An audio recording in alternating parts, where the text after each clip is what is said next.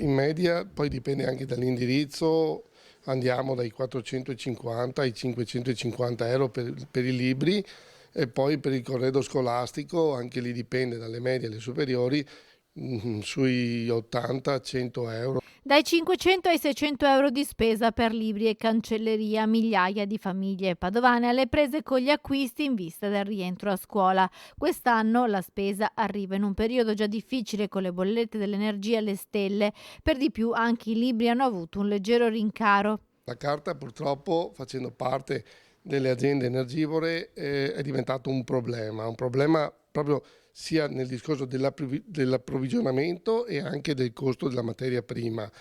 E questo sta incidendo abbastanza anche poi sugli imballaggi, perciò sui costi diciamo secondari dei beni primari, e legata al trasporto e alle spese appunto del caro energetico.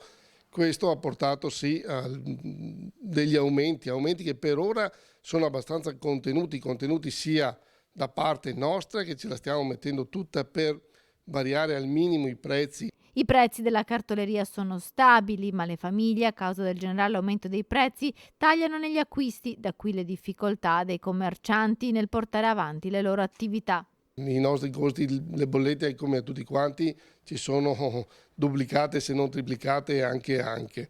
Si fa appunto per aiutare, per portare gente, per poter lavorare, perché sono stati 2 anni di pandemia molto difficili, e questo è un altro colpo che se non riusciamo a superare, e lo dobbiamo superare tutti assieme, con l'aiuto anche di chi sta al governo, mi sa che ci saranno parecchie chiusure di parecchi commercianti